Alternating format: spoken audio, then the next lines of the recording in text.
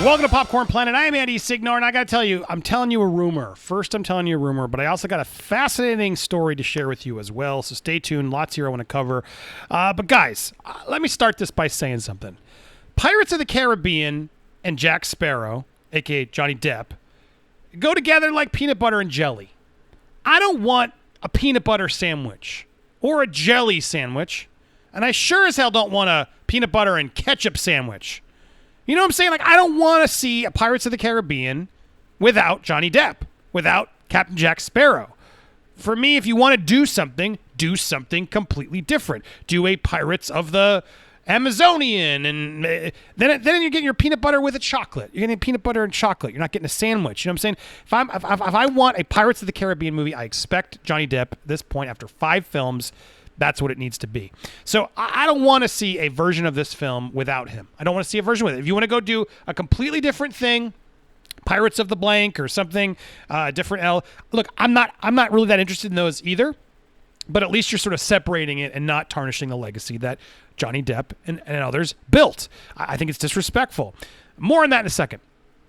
But here's what's happening. Right? There's a lot of rumors out there talking about how Disney is going to keep Pirates of the Caribbean as a franchise moving forward. They have several in the works, but it's clear Johnny Depp fans aren't having it. They're already out there. Almost 300,000 fans have signed a petition. It's going around this week, to have Johnny Depp return as Captain Jack Sparrow in the Pirates of the Caribbean. You guys, I'll put that link in the description if you want to be part of those numbers. That keeps increasing as I've been taping. But look, fans aren't having it. They don't want all these multiple versions, and so 5 movies in, he's been in all of them. They want to keep this going. The rumor is with Jerry Bruckheimer, he said it back in May. There is a draft of Pirates of the Caribbean 6. He said the one we're developing right now, we're not quite sure what Johnny's role is going to be, so we're going to have to see. So he's been playing it coy. They haven't really been sort of acknowledging whether he's going to come back or not. And so fans want him back. Now, here's the rumor, right? This is a rumor, and the only reason I'm bringing this rumor up because I don't know how true it is, but I could see this being something that Disney thinks they can get away with as a way to still respect Johnny, to keep the door open, which I think is they are trying to figure out, how do we redo this movie, this franchise, without upsetting his fans, without upsetting Johnny, and with the opportunity to let him come back if all is well later. I think that's what Disney, I think, is trying to do. They're trying to play all sides right now. Because if they just make this without him, they'll be seen as complete jerks for completely throwing away the guy who reinvented the whole franchise. Let's be honest. But again, more on the disrespect of Disney. So I'll get there. I have a story I want you guys to hear.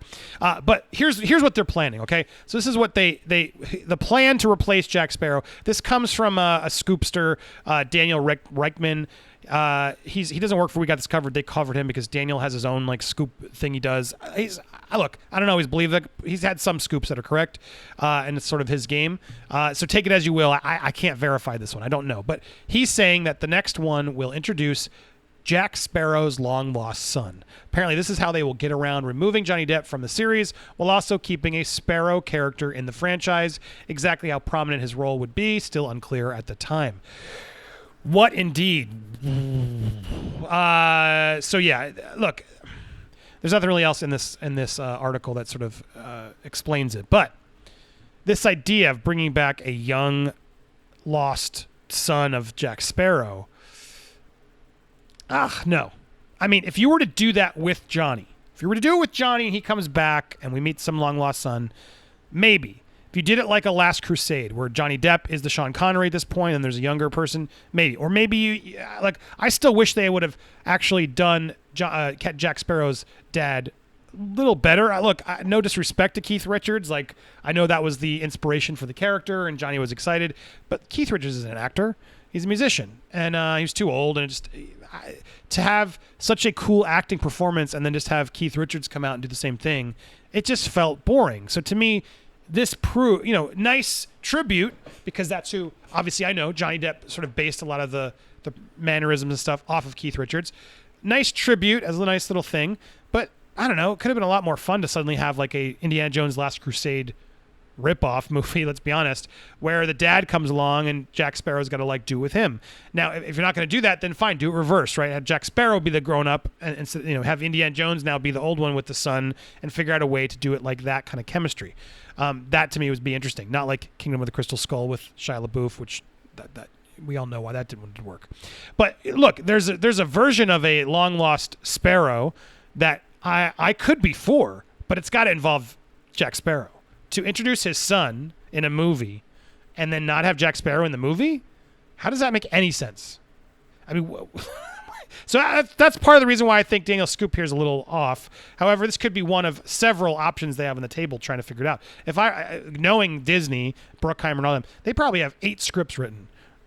Couple with Johnny, couple without Johnny, couple that respect Johnny, and they're probably just trying to figure out, all right, which one are we actually going to go with? Because there's the Margot Robbie one we've heard about, there's the Karen Gillan one, playing Red, the other, the female pirate that they added to the ride and made her, they upgraded her on the ride, that ridiculousness. But which one will they go with? It's still unclear. Personally, just take a break. Just take a break. Look, I love Johnny. Justice for Johnny all day long.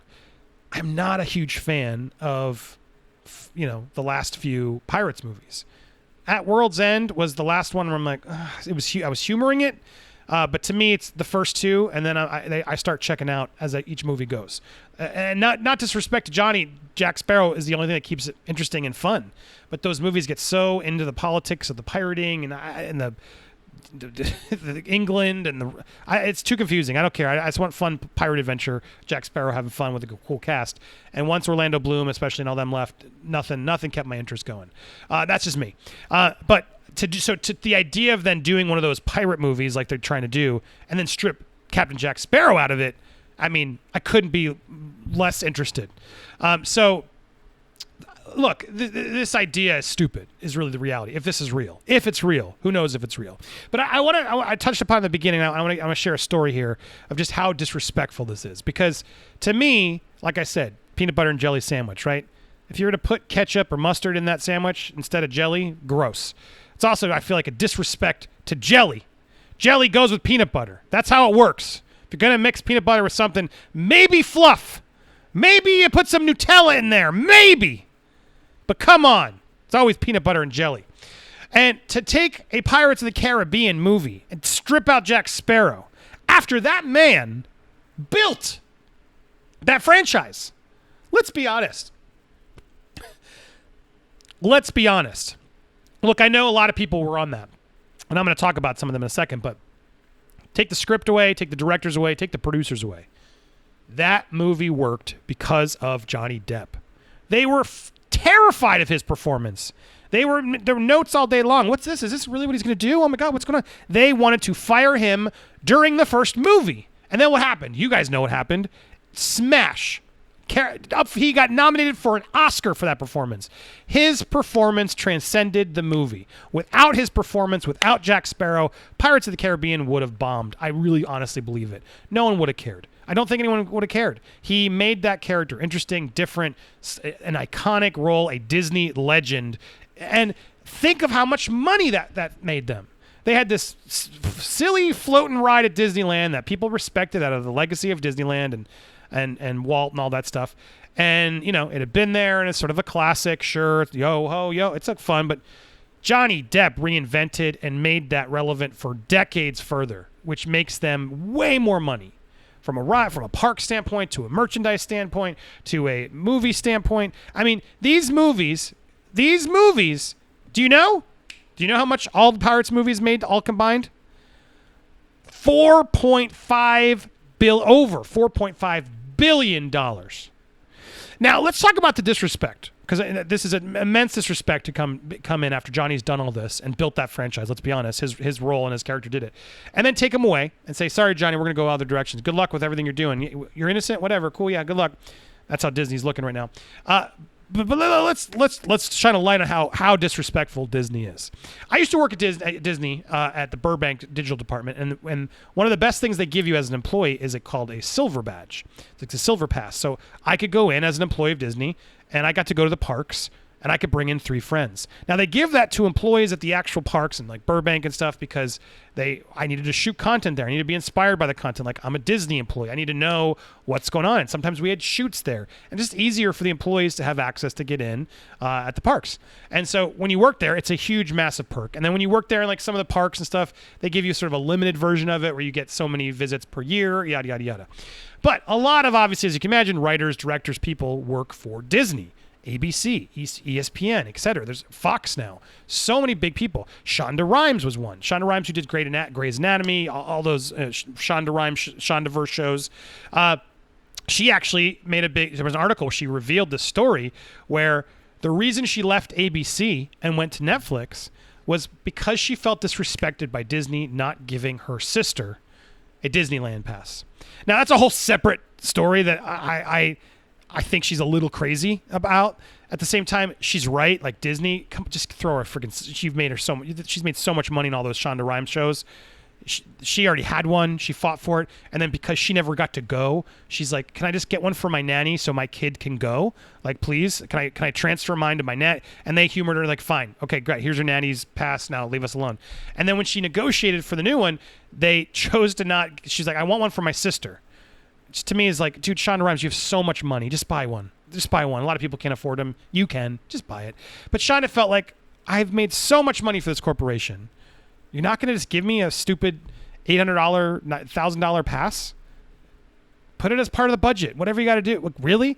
So they finally caved, and then her sister showed up to the parks, and apparently the pass didn't work. And so Shonda had to call and say, "Hey, my sister's stuck outside. Can you get her in?" And the guy on the phone told her, "Haven't you made enough?" Based off of these like the contract negotiations. And that was what sent her over the edge. She said, F it. And she went to Netflix. And look, whatever you think about her, I mean, Disney, what? $1,000 ticket was too much to offer her to keep her at ABC making you shows, original content? I mean, the disrespect to Disney, it's insane. So here's the relevant story. Now that you see how hard those passes are and how so many of these Hollywood people negotiate trying to get that annual pass from Disney so they can have that status card, even though a lot of them can afford it. Disney gave the original screenwriters, Ted Elliott and Terry Russo, who wrote the first 4 movies. Ted, I think, came back. Yeah, I'm looking. He came back for 6 as well. But Ted and Terry wrote the first 4 movies. Reinvented that ride, reinvented the franchise, made them billions of dollars. And they were given lifetime annual passes to Disney World. You know what? Bravo, Disney, right? Wouldn't that make sense? Doesn't that seem like, of course, good on you, Disney. Give these 2 screenwriters who built the world, and now the ride is there, and now the ride has been adapted to fit the movie that they wrote. Like, right? Bravo. They should get that. Well, guess what they did, Disney? Guess what Disney did? They took the passes back. Can you believe that? They took their lifetime passes back. That's how cheap and ridiculous and disrespectful Disney is. I mean, the last movie was what? I mean, part 4 was in 2000. 2001, 2, 3. So 2011. Not even 10 years. Wasn't even 10 years ago, and they've already pulled them. I mean, the gall of Disney to do that to these guys. I mean, they can afford it. I don't feel bad for these celebrities losing their pass, but it's just about a sign of respect, right? It's a sign of respect, which Disney often doesn't have. They don't care. They're on to the next shiny object, whatever. See ya, good luck, see ya. Unless you're popular right now, we don't care. And that's, to me, sums up how disrespectful Disney is and why this idea sucks and why, if they were to do this without Jack Sparrow, without Johnny Depp, get out of here. Get out of here. And I hope we are vocal enough to tell them, dude, come up with something else. Figure out a different Pirates franchise that somebody else can build like Johnny Depp built Pirates of the Caribbean. It's his. Leave it alone. Unless he's dead or unless something happened, you don't get to dig up that grave right now. You don't get to disrespect him without us, the fans of Johnny Depp, to say, yeah, no thanks, not buying tickets. See you later. So, guys, if you want to support Johnny in this, and I look, regardless of how you feel, I hope you can see my point on this one. Disney, man, this franchise is Johnny Depp. It's Jack Sparrow. If you want to support him, I'll put the link below to this change.org petition where it's refreshing to see how they go. See how these we're almost at 300,000 signatures. Put your name on the list. Let's put it over the edge. I'll put the link down there. I don't know. It froze. My internet's going out. But go support this man. Justice for Johnny Depp, always. And guys, if you like my content and my insight here, please consider subscribing or hit the join button. Even better. You can also hit all notifications when you hit that subscribe. Smash that like button and leave a comment to help the algorithm. All the videos on YouTube, if you don't engage, they get lost in the shuffle. So thank you guys so much for supporting me over here on Popcorn Planet. Stay tuned for more here live on Tuesdays and Thursdays and all throughout the week. Talk to you guys soon.